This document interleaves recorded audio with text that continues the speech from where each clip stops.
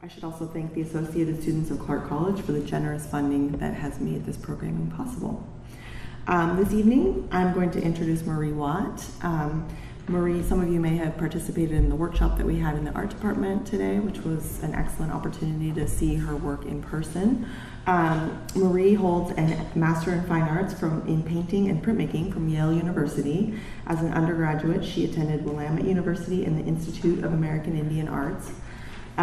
She's been a resident at the Skowhegan School of Painting and Sculpture and also received a fellowship from the Joan Mitchell Foundation. Her work is included in the collections of the National Gallery of Canada, the Smithsonian National Museum of the American Indian, and the Fabric Workshop and Museum in Philadelphia. Please help me welcome Marie.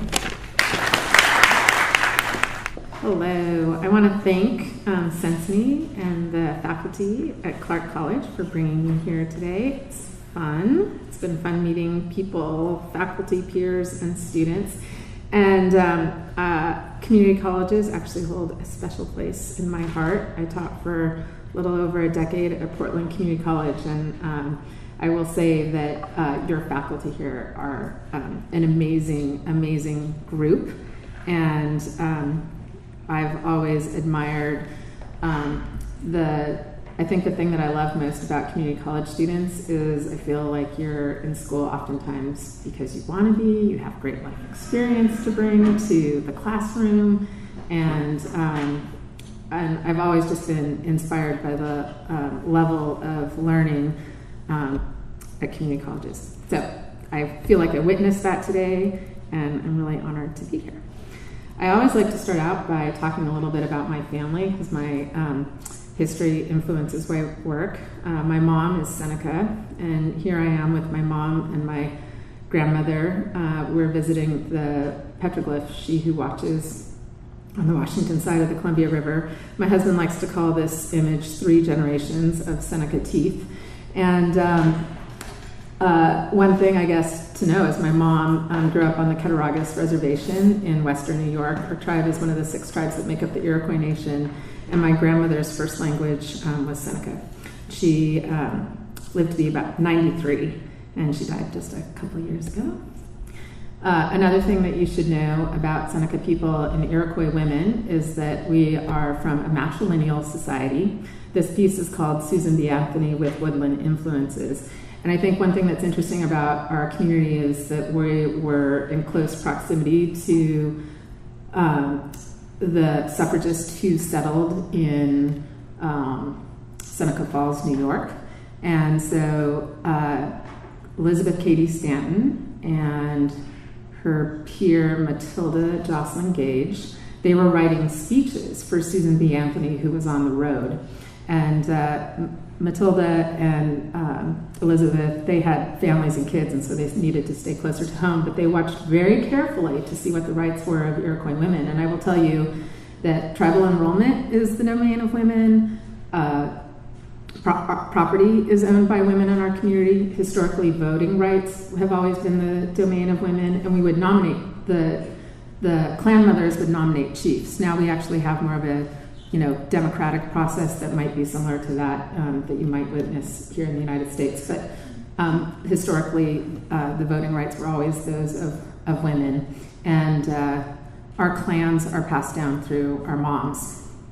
And so that's kind of how a matrilineal society manifests itself in our community. I like to use the term that I'm kind of a proto-feminist, and part of the reason I like to say that is because I honestly did not grow up knowing what a feminist was, but I've always been raised by really strong and capable, willful, and smart, curious women.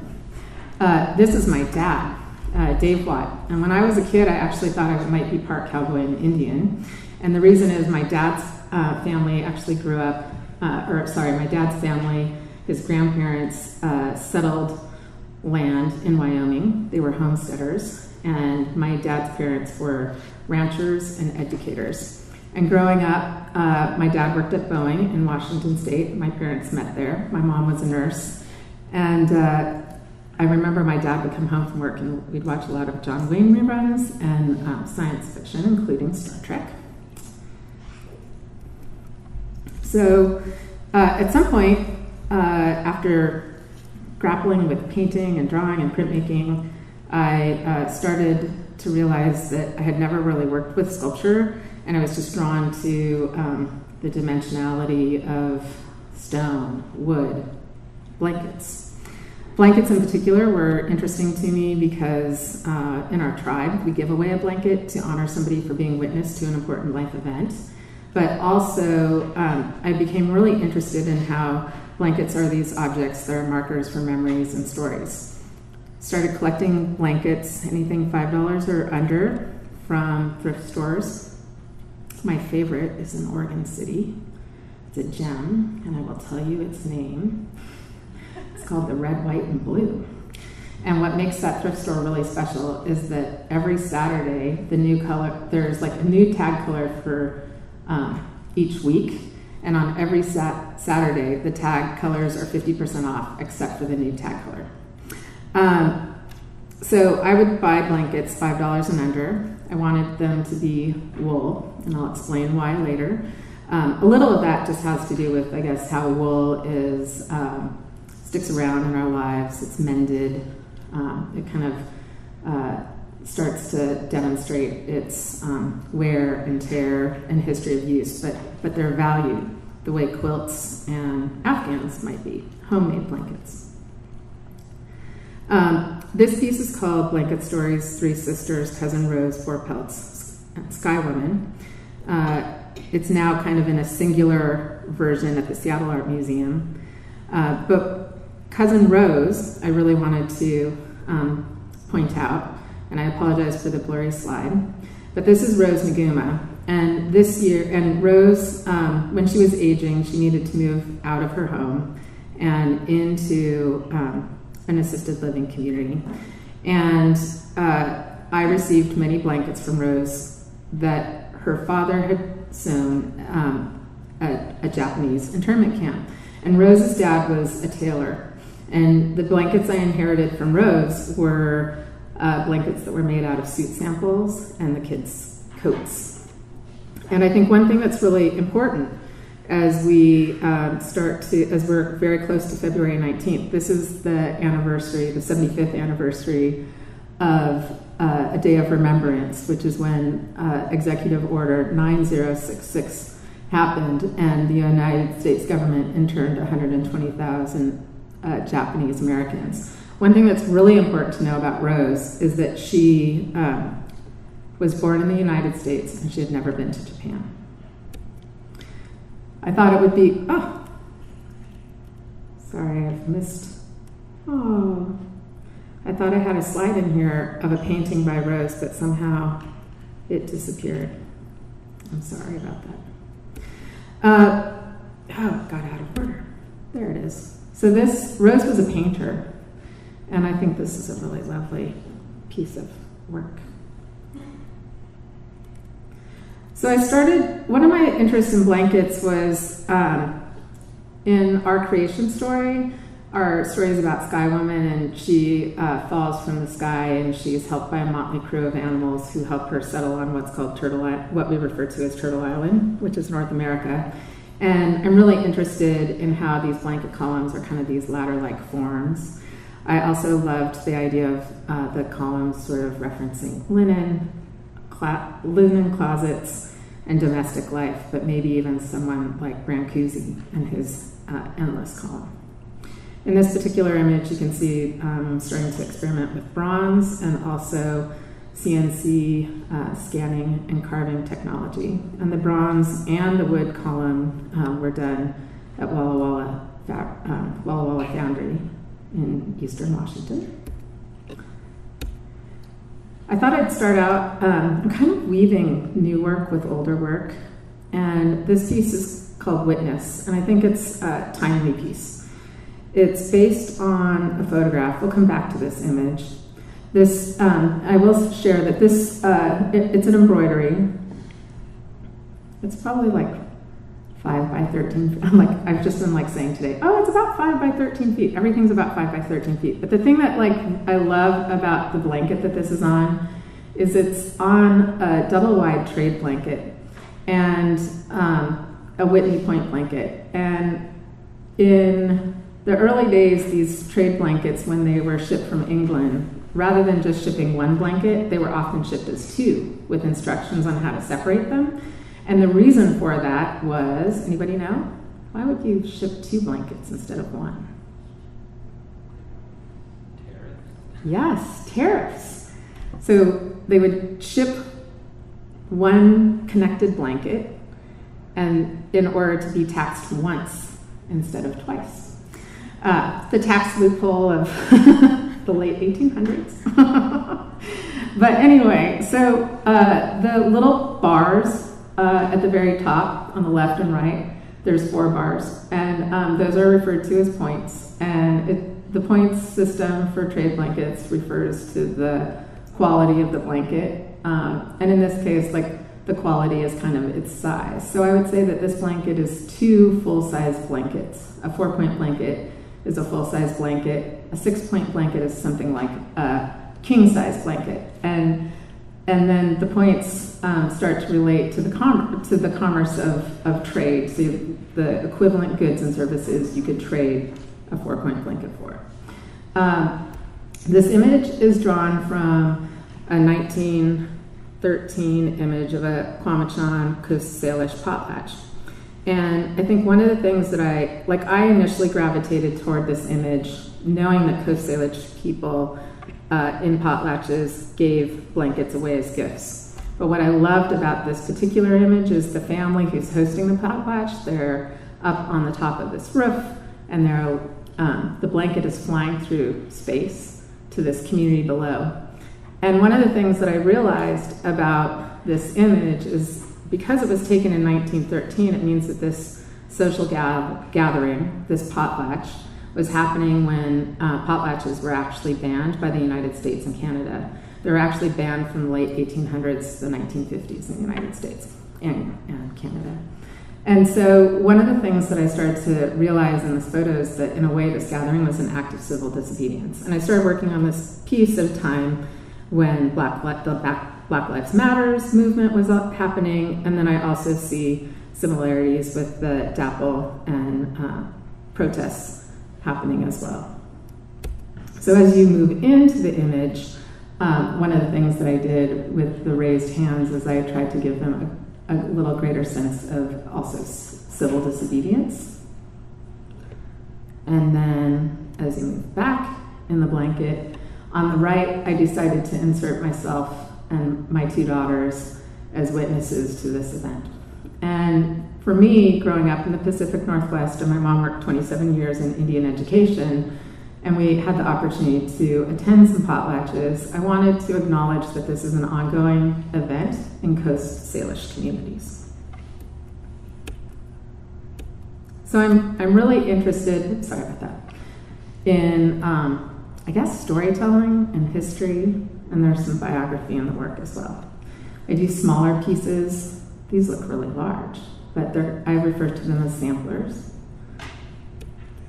And I also host Open to the Community Sewing Circles, and that was the event that happened here earlier today in the Forest Art Center. This image actually comes from a project at Northwestern University's Block Museum, and on the left is a group of, it's the only image, sorry, on my screen I'm seeing 2, but in front of you, this is a picture of a bunch of Indigenous artists who are in Chicago for the opening of this group show. And then this is a detail shot. And I think, like, one thing for students in the audience, like, I think that in order to kind of give a sense of scale in your work, sometimes it's always helpful to have people contextualized next to your work. A little bit more about my tribe. I shared earlier that we have, that we think of ourselves as, well, actually, maybe I didn't.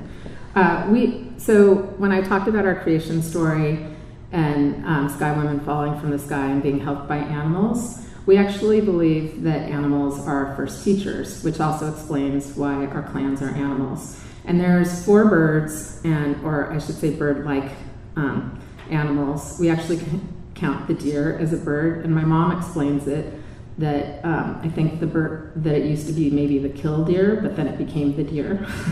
But deer do kind of leap and fly. And then there's 4 animals that walk the earth. And traditionally, we would marry an opposite. Like, I'm from the turtle clan, and so traditionally I would marry somebody from a bird clan, and that would create balance, and also probably and ideally keep some intermarriage in check. On the right, you see a raven, and that is my husband's a graphic designer, and that's his moniker. So I feel like, while he's non-native, I did kind of find a bird. Right now in my studio, I'm really interested in exploring this idea of animals as our first teachers, and I started thinking, well, if you're not predispositioned to think of yourself as related to an animal, then what's the entry point? And I started thinking about our pets, and then I started thinking about dogs, even though I'm a cat person. So I started looking at this image of the she-wolf with Remus and Romulus, and exploring what would happen if she became like 13 feet. 13 feet by 8 feet.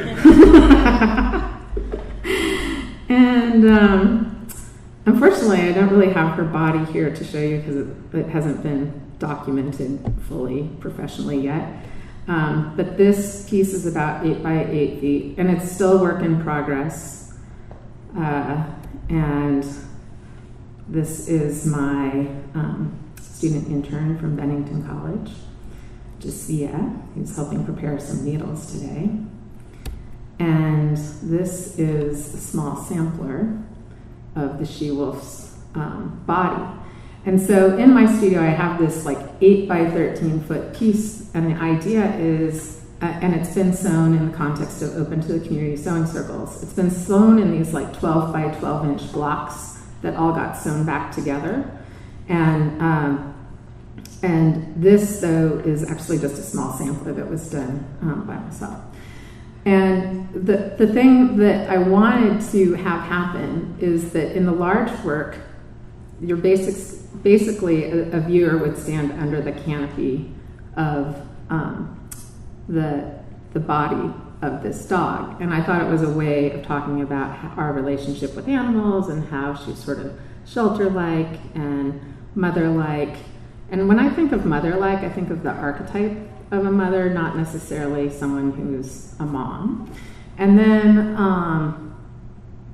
and somebody who's caring and guarding us. And I guess like what I'm really interested about is that this is like this reciprocal relationship, and what we do impacts the environment and impacts the animals that we're related to. I talked a little bit about sewing circles and hosting one here today, but this is like what my sewing circle sign looks like. Anybody can participate. No sewing experience is necessary. You can come and go as you wish. We try to feed you, which Clark College did quite nicely with some fruits and vegetables and cupcakes. And I also exchanged prints for people who contributed stitches. The piece we worked on today was a much larger or expanded version of this, but this is my sassy and wise 5-year-old daughter, Evelyn, who is giving us a little scale. And the words here are all kind of stream of consciousness associations that relate to this idea of the she-wolf or animal relation, or maybe even my favorite term is this companion species. These are some images. I just recently got back from Chicago, where I held some sewing circles at Northwestern University, and the biggest sewing circle, there were 2, but the biggest sewing circle had about 150 participants. And this is sort of that images from that event.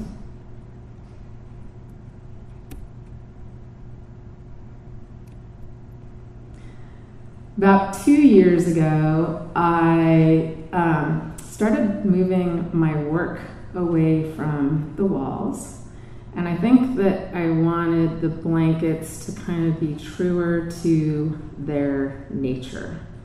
And so this is an installation at Site Santa Fe. This piece, First Teachers Balance the Universe Part 1, Things That Fly, has a companion wing. There's a few layers of information on this. There's some blind contour drawings of ravens, there's a predator drone, and then anticipating this project in New Mexico, I started including air balloons and UFOs, and my dad, I mentioned, was a Boeing engineer, so I included like 747s and other animals, or birds, I should say. So these are the blind contour drawings that I used for some of those images. And this is the second wing form. So I still haven't seen this installed in this way, but like the whole idea with these pieces is that you would actually have like kind of two, if they were installed in the way I'd like to see at some point, this is like the left wing, and that first image you saw was the right wing. And so this is an eagle on this particular piece. This piece is called A Cautionary Tale on Darkness. Raven threatens to take back the light. And it relates to a story that a good friend of mine tells. His name is Roger Fernandez, and he's from the Upper Clallam tribe. And he tells a story about Raven bringing light to the people, but then he's created an alternate ending in which Raven starts to realize that he shouldn't have taken the light because humans weren't ready to take care of it. And so he contemplates putting the light back into the box. And so in this image, there's more drones and more ravens. And this piece too was sewn both in my studio, but also at a sewing circle at the National Gallery of Canada in Ottawa. This piece is called Generous Lens, Chair, Observer, Ancestor, and part of the title actually draws from Emily Dickinson poem. And Generous Ones relates to not so long ago, well, maybe long ago now. It's amazing how fast the years go by, but I would say 3 or 4 years ago I did a project at the Tacoma Art Museum, and the Puyallup tribe, their name translates to Generous Ones because they were generous to all the people who came to that area. And so in making this kind of mountain-like form, I was contemplating both working in Tacoma with the Tacoma Art Museum and thinking about the Puyallup people, but also thinking about Indigenous relationships to Mount Rainier in particular.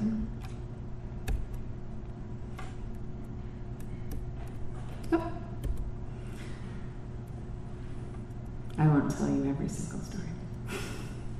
Although this one's a good one. On the upper left-hand corner, I just have to share that so one thing that happens in my work sometimes is that people donate blankets and blanket stories to make more kind of collaborative projects. And at the Seattle Art Museum, a couple donated that blanket on the left-hand side. And like in my mind, like that blanket embodies everything I love about blankets. It's like been mended. It is worn because it's just been so loved. And the backstory on this blanket is that this couple was reupholstering a chair, and this was inside the chair.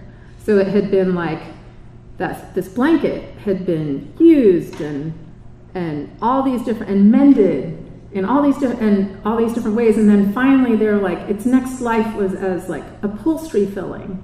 And then when they reupholstered the chair, they still thought it was really beautiful, so they held on to it, and then they gave it to me. And I held on to it for a very long time until I finally used it in this particular piece. And then a few other notes, like I learned how to make cedar ropes, to twine cedar rope from some culture classes here from Greg Archuleta. And so the rope I made, and then the fishing weight is a Clackamas and Willamette River fishing weight that my husband had found when he was a boy, but he wouldn't let me use his actual stone, so I made a bronze cast of that stone. This was a sewing circle piece that started, and then as you can, started like in 2010, and then it almost took like 2014 for it to really kind of get finished. So some of this stuff gestates for a long time.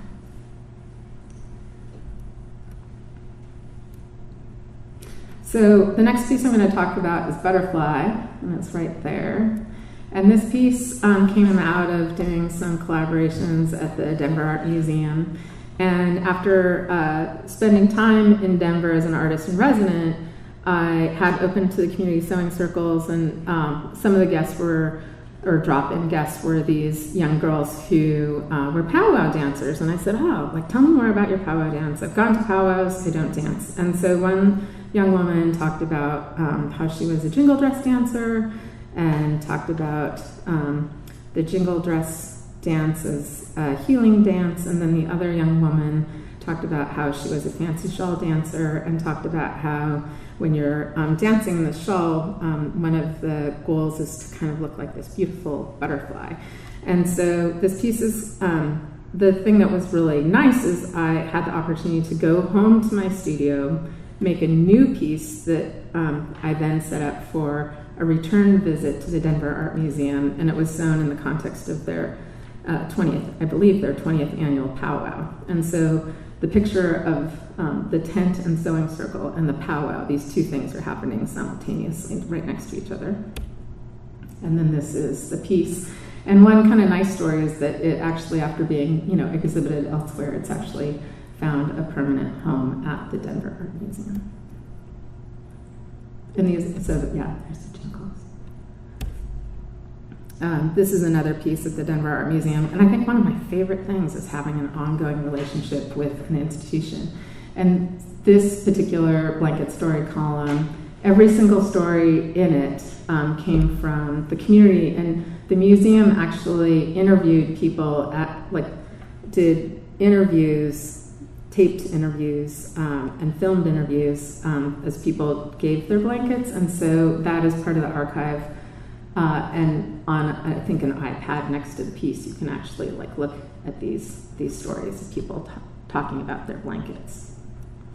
And then growing up in the Pacific Northwest, for me, I think this context is just so, I always could imagine this relationship with these blankets kind of talking to these totem poles, and so I was excited to see that happen. This is a basket from the Hallie Ford Museum collection, and I've been told by a reputable source that these are considered kind of star forms. And so this is a basket either by an Oregon or California tribe that is really kind of contemplating our relationship with the stars. And so I started to think about our relationship with the stars, and I set out to make a piece that was about Pleiades. And part of that was because of this woman here, Alma, who I met in an exchange created by Tamarind Institute in New Mexico.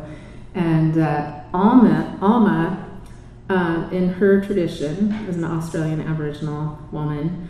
Her family inherits the right to tell certain stories, and the story that she's inherited the right to tell is about the Seven Sisters, which is also the Pleiades constellation.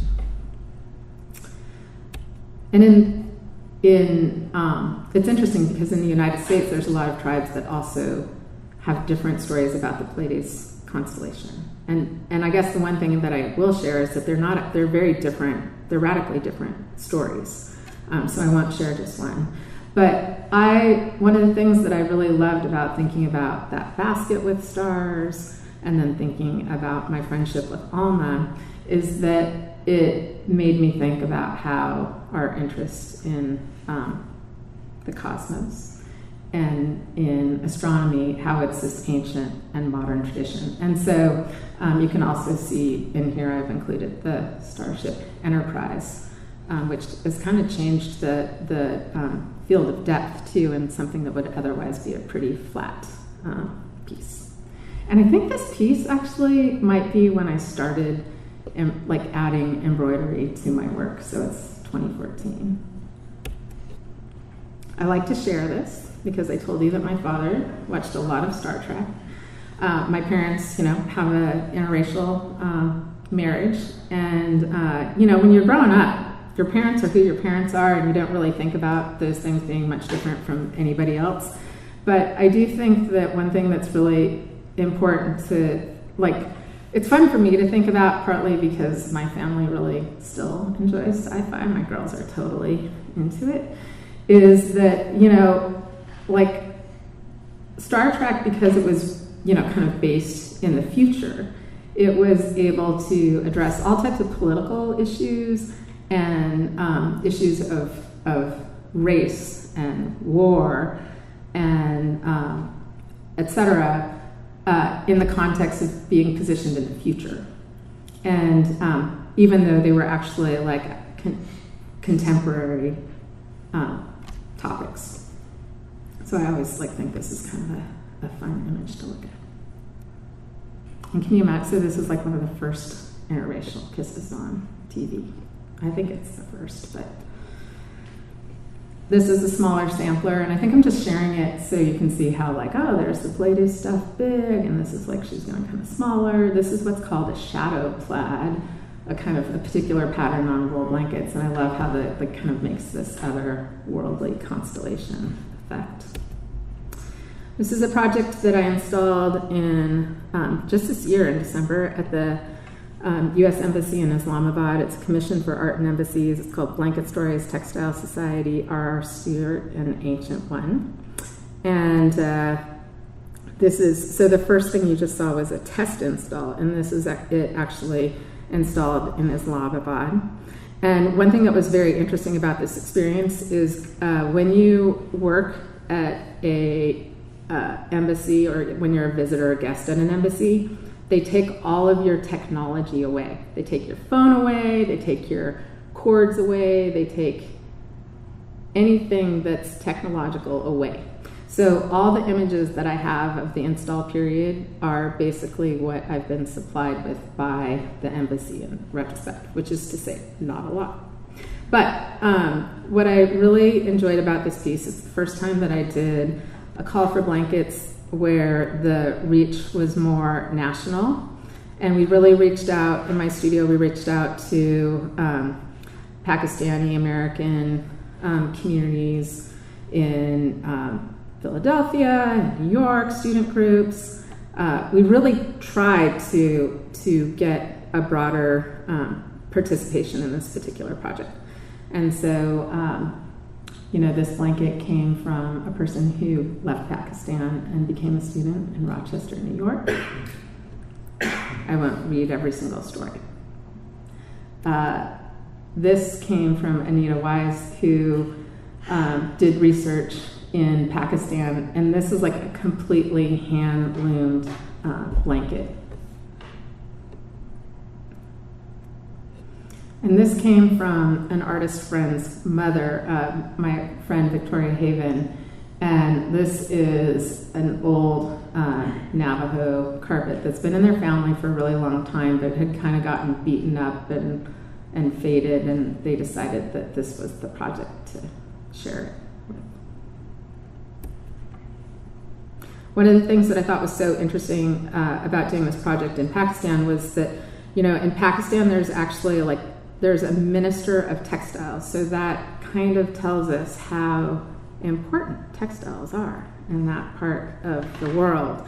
And having the opportunity to go once to a rug or a carpet shop, one of the things that's so similar in the way that these blankets are presented is that the rugs are just presented really high, and then if you want to look at a rug, then they just start. They serve you tea, and then they just start bringing these rugs down, and they just continue to pile them up, but they're all stacked very high. So I saw a lot of similarities even between what is happening here. One thing that did happen is we weren't really able to like reach out to Pakistan and have people donate blankets, but once we were there installing, and it took about 7 days, we were able to invite people in the community there to share their blanket stories. And I have to share that there was this one guy who kind of had a lot of attitude, and I think he was like, what are you doing? And I tried to explain the project, and he kind of walked away. Like, he kind of cut the conversation short, and I thought, oh, he's just not interested. Well, he came back and he said, hey, I get your project. He said, I went to West Point, and at West Point, we are issued what's called a green girl. And now that women are at West Point, they have green boys. And he said, these blankets basically are what you have the entire time to sleep with while you're at West Point. And everybody keeps their green boy or green girl, like, sort of forever. He's like, I think my green boy is like stored in Florida right now. And I thought it was really interesting because he was a person who I thought we had very little in common. And then he actually continued to write with me once I came back to the United States to like send a picture and share more information about the green boy and what it meant to him and his experience. And so one of the things that I love about collecting blanket stories is that they're stories that connect us. Okay, I'm just gonna like run through this rather quickly. This was actually a project that I suggested for the Bill and Melinda Gates Foundation. They went with a much safer object, which was too bad in my mind. I mean, they like commissioned something by me, but it wasn't this. You would have seen this. This would have been like a 12-foot sculpture. You would have looked down on it from like the Space Needle. I thought it would have been fabulous. But as luck had it, I was offered the opportunity to create something for the Tacoma Art Museum. And this kind of walks you through my process from the napkin sketch to studio, I don't know, just trying to figure things out, to working with Walla Walla Foundry, to making the piece happen. It's my first outdoor sculpture. Every single blanket in this piece was donated by a member from the Tacoma community. It's cast bronze. And there are numbers. Well, let's see. We'll get to this point. One of the things that is amazing with working with Walla Walla Foundry is they're really capable of capturing the essence of the original object. I knew I didn't want the blankets to be individually painted different colors because that didn't seem like a way of representing them truthfully, but I also knew that they couldn't just be bronze because it would just fade into this bronze building.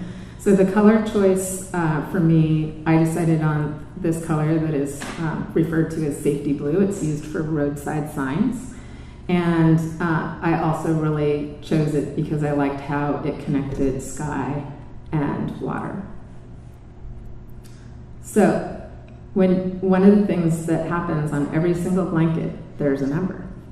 And this project prompted me to create a website where you can actually look up every single blanket story that's in that sculpture and see it before it was lost to the bronze casting process. And one of the things that I really like about this is that, if we start to think about the history of bronze casting, it is oftentimes bronze has been used to make busts of famous men and equestrian statues in particular. And so I really loved the idea of taking humble family objects that are storied and that memorialize people in our lives and casting them in bronze. And I will say with this project, I'm so amazed how many people, you could always, like with my projects, people are welcome to share a proxy blanket, but the amount of people who shared like the actual blanket is sort of mind-blowing. And this story I just love. Brenda, my wife, was possibly the worst quilter in the world. However, she made this small quilt several years ago to remind me of home. I proudly used it on a long series of cots, bunks, and bunks in Kuwait, Iraq, and Afghanistan on multiple deployments from Fort Lewis as a defense contractor. She loved her home in Tacoma and would be overjoyed to know her quilt has become a piece of Tacoma art. One thing, I love this writing too, because it's hard to know really what happened to his wife, but it seems like she might not be with us anymore. So another thing that I appreciate about Iroquois history is that our men have historically worked in the field of ironwork, and we consider them skywalkers. And so as a sci-fi junkie, I just love that, like, we have Luke on the right and Iroquois skywalkers on the left. I'm also really interested in how we, as humans, are sort of interested and enamored by this sky space. And I started thinking about how a traditional Iroquois longhouse, which has been inverted or tilted upright on our right, one of the longest ones in architectural record, or archaeological record, is like 400 feet tall. And it really is kind of comparable to the early skyscrapers in Manhattan. And when I lived in New York between 2009 and 2013, I started really thinking about, like, the neighborly element of living in that kind of space, that compressed space where you're living on top of each other. And so this is some of the work that grew out of that experience. This was my studio in New York, and Evelyn was born. And for people who are at the sewing circle today, then the print that people have relates to this image. And one of the things that I love about the sewing circles is everybody's stitches are unique, and I think of them as being sort of signature-like. And then eventually in the work, they often kind of connect, and I think it's a metaphor for how we're all related and connected. This is my largest sewing circle to date, and it was at the National Gallery of Canada. And I think one of the nice things with this particular project is it was also an occasion where I had done a collaborative sculpture with the community and then returned for this sewing circle. And so there were people who had participated in the first project, and then like a year later, they came and attended this sewing circle. And I can't remember if I mentioned, but it is an all ages event. And this is one of our younger participants. Oh, I also, like, so don't you think this looks like a longhouse feast? I just love that, like, aerial view of those tables.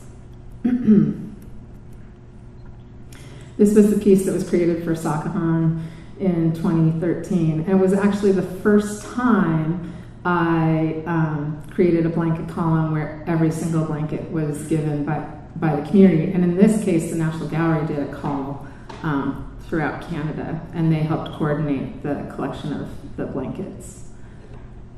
And one of the blankets that came in was one of those double long blankets, like the very first blanket I showed you. I didn't know there was a thing called double long blankets until one came in from this project.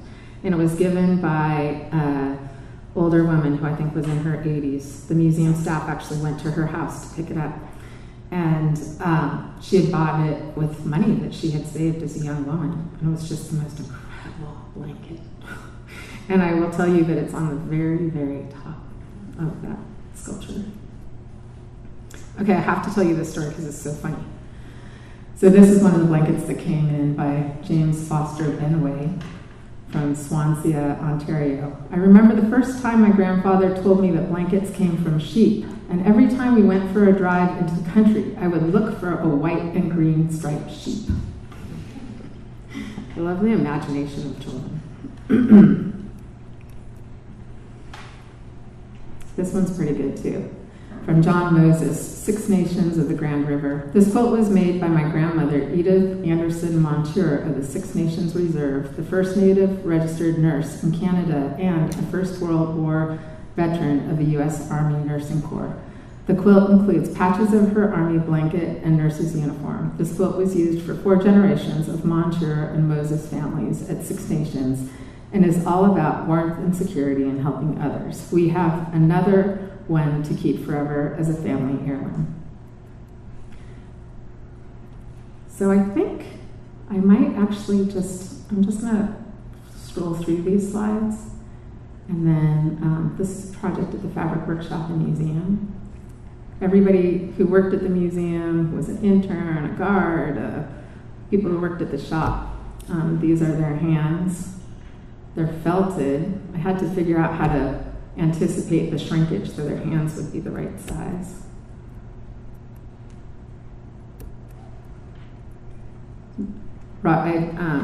Roger Fernandez, the storyteller I told you about earlier, this is an image of him and he kind of appears like a holograph in different parts of this cave. He's telling a story. This is kind of a test to see how the projection would work. I like working with different materials. This is cast silver, wood, and I think I was leading with wood or ending with wood because I really wanted to, I feel like wood is the direction that I'm starting to go in the studio. Once I move some fabric over to the other side, wood is where I'm going. So I'll leave you with this image of my daughters and my mom and my grandmother, four generations of Iroquois women, and I'm happy to answer any questions. Yeah. Tremendous stacks of blankets, all kinds of stories associated with, and diversity, variations. How on earth did you get such a high stack of blankets from ground to ceiling? Well, I'm happy. It's a good question. And I will say that I'm happy to answer it. Personally, you come up here. And the reason why I say that is I think that as artists and appreciators of art, we have to decide whether we want to trade the wonder for the answer, because the wonder will never come back. But I do have a way. Can I tell you afterwards? Okay. Okay. But I will tell you, I don't feel very, honestly, I don't feel like I have any reason to be secretive. Like, I'm interested in sharing information, especially in classrooms, but really anywhere. I'm not that private about information. But I do think it's such an interesting question. Like, when do you really want to know? Like, when is it worth exchanging how something is made for the wonder of how it's made? Yeah. So it's a great question. I want you to ask it. Yes. So you kind of touched a little bit, but when you get that many blankets, when you decide when you're stacking, Yes. how do you decide which ones go where? Do you go color, by story, by weight, by? A little bit of everything. I honestly like to say it's like kind of, there's definitely randomness, but I do think there's sometimes these huge blankets. Honestly, I've gotten sleeping bags or just these enormous comforters or something, and I know that the closer to the bottom it is, the more compression there might be, so I keep that in mind. Sometimes I do think that there's stories that should be a little bit more accessible.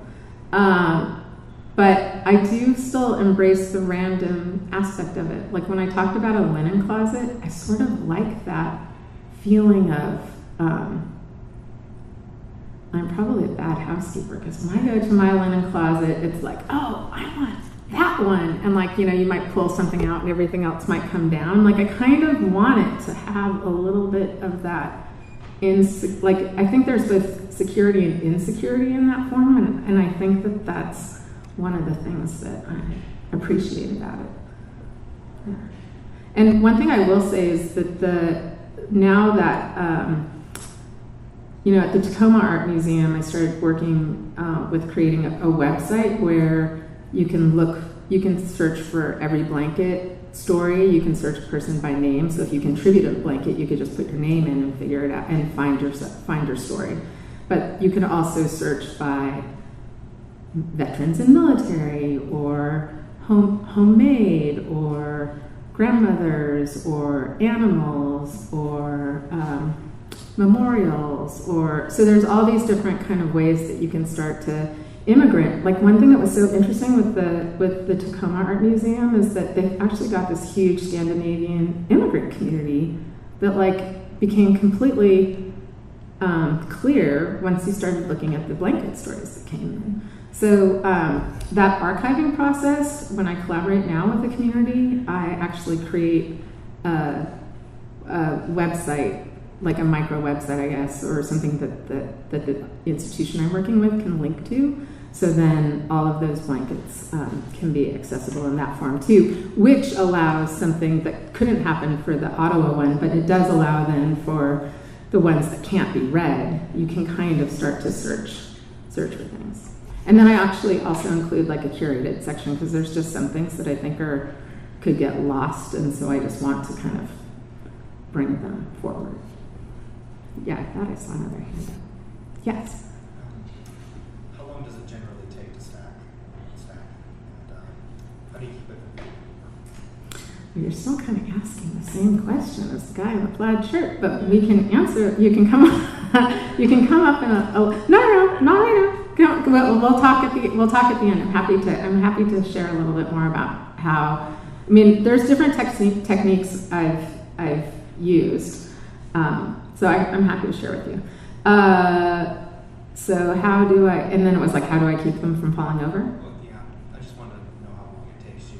Oh, and the length. It totally depends. Like, in Islamabad, it took almost like a full 7 days, but I also feel like it was because we were constantly waiting on equipment. And like, I would say, before I came, I said, we need a 2-person lift, and we gave them a picture and specified the lift, and it needed to have like the deck that kind of slides out on the lift so you can kind of get over the sculpture. Well, at the embassy, their staff was just saying, oh yeah, we have a lift, we can help you. But it was a bucket lift, and it didn't like kind of lean in, so that became problematic. And then you had to wait though for, there were all kinds of hurdles. I mean, one thing I learned about that I thought, this is just kind of a fascinating side story that has nothing to do with my work, but one thing I learned about from an architect who sometimes works on embassies is that,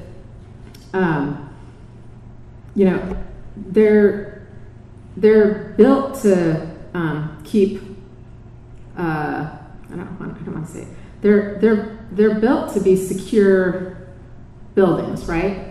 And one thing that I learned from an architect is that there was a period when the U.S. Embassy in Russia was being built where all the materials were sort of locally sourced. I think this might have happened in the 80s or something. I'm not sure. I could be making this up. But apparently the materials came from Russia, and the building was so bugged because all the materials had these bugs embedded in the materials that were locally sourced that they could not, they couldn't ever occupy that building. And so one of the things that happens now is that you can't just say, oh, I want a 2-man lift, and certainly you can get it from like the Islamabad lift rental place. Well, you can't, because the U.S. Embassy has this entire system of checking equipment before it ever makes it into the compound. And in fact, a lot of things come over on freight containers that go straight to embassy warehouses. And so like all of the goods that are issued to staff and employees, they're not coming from outside, they're actually coming from like a secure kind of chain. Anyway, it was just like, just getting like certain equipment and tools was actually way more complex than we ever anticipated. And so the length for that piece took almost like 7 days. But I would say it depends on that was like a 36-foot column might take 3 or 4 days. Yeah. Also, in one of your photos, I noticed there was strings coming out.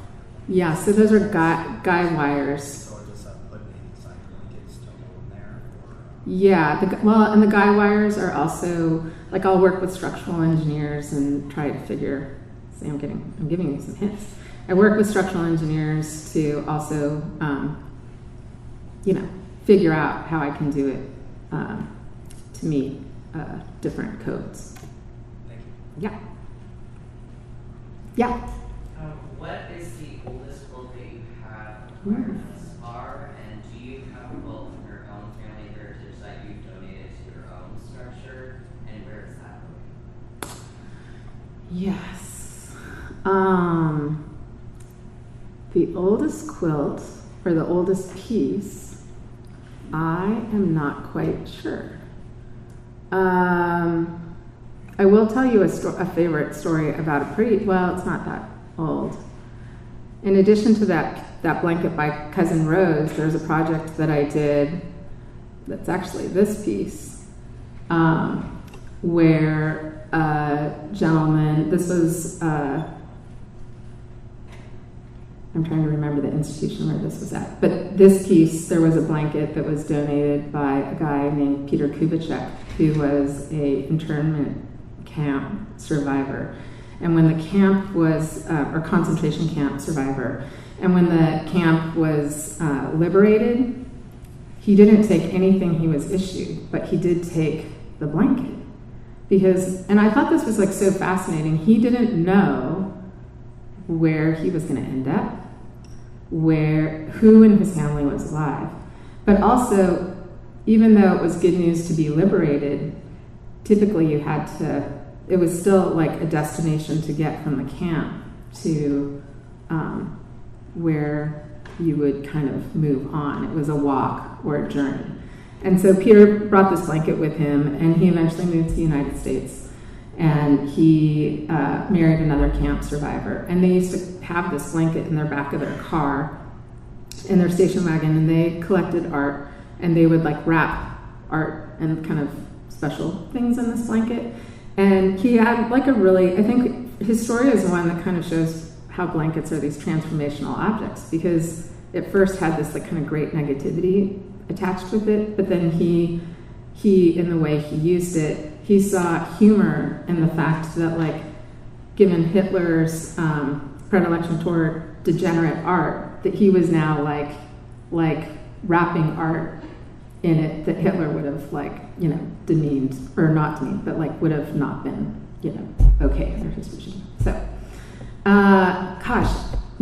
I think a weird thing with that question is maybe if I was. I think there are blankets that I come upon that I know are really old, but I don't go to the extent of trying to really research exactly how old they are, even though I do feel like I kind of know an older blanket when I see it. But it's complicated. Like even the double long trade blankets, I asked a friend who has done a lot of research in that area, and she thought that like it could have even been until the 40s where they were still maybe exporting double long blankets. I don't know if that's accurate, but that was what she told me, and I was kind of surprised by that because I thought that it would have, I don't know, been more kind of like much earlier 1900s. And then the other question was, yeah, I have. So there is a Pendleton blanket in the blanket with Cousin Rose that I received when I was in high school and graduated. Like right now I have a blanket that my grandmother had that I am I'm waiting to figure out how I'm going to use it.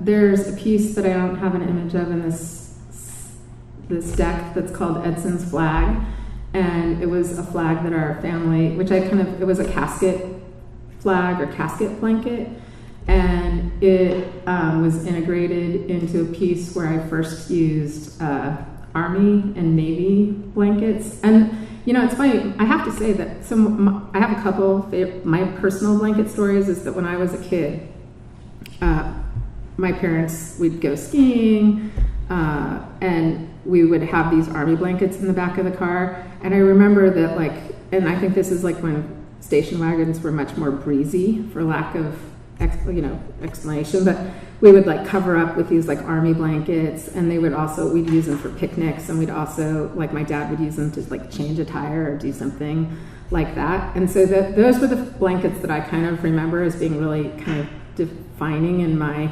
youth. And I don't know, sadly, I don't know what happened to those, but I just remember them so strongly. But then when I started working with blankets in this way, I actually had a really hard time using military blankets, because I realized that that they were attached to these stories with veterans, and I didn't feel like I necessarily had, like, I don't know, earned the right to use the blankets in the work. And so it wasn't until I actually met a veteran from who was working at the Oregon College of Arts and Crafts, and he had inquired about military blankets, and I said, well, I actually have a lot of them, but I've been very, hesitant to use them. And I realized that there was a great need to have those blankets present. And so I made a piece that also honored a veteran in our family, and I've since kind of used those Army blankets. Yeah. I was curious, do you have any idea how many blanket stories you've collected, and do you have like all of them documented? I mean, like some of your pieces you have obviously documented them. I would say it was 2014 when I really started documenting everything as thoroughly as I did. This piece I still have, so I could see, I mean, it's in storage, like in my studio, so I could see, like, really making the effort to document all of these blankets. But sadly I don't have everyone. I think that what happened in my studio practice is I don't think I like set out to be this crazy blanket lady. Like, I did not, I think that just over time I realized, wow, like, I'm a custodian of these objects, and I really want to like share the stories, and I need to figure out how to archive them. And I think I'm at a point right now where I have like the means to start to archive them in a way that I didn't originally. So I'm working toward that, but it does kind of make me sad that there are these projects that aren't, completely archived. It's probably kind of overwhelming because, I mean, your job is, to be an artist, but this is like a huge, important thing. It's like almost an American history type project. Right. So I'm glad, like, I really am starting to do that archiving part now, and I'm excited about that, but it's taken a while to figure out how to do that. And I have to say, like, the Tacoma Art Museum project was kind of a great example of a project where, like, the story about that piece in general is kind of funny, because they're like, oh yeah, we want to do this sculpture and it's going to cost this amount. And then I'm like, well, you can't really like build anything that's like, 18 feet. I mean, those two things are, I don't know, they're more than 18 feet. Like, I'm like, you can't build anything for that budget. And so we really like worked together, but I never knew I was going to build an archive, like, and that's the way that people would be able to access the stories. But it made the most sense. And also,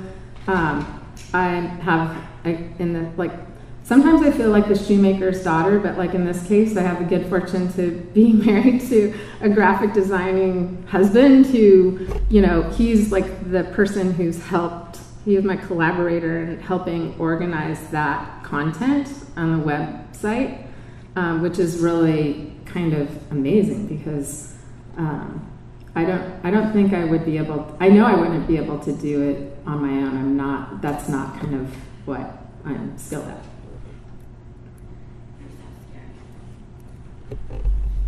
Anything else? Thank you. I know you have some private questions to answer.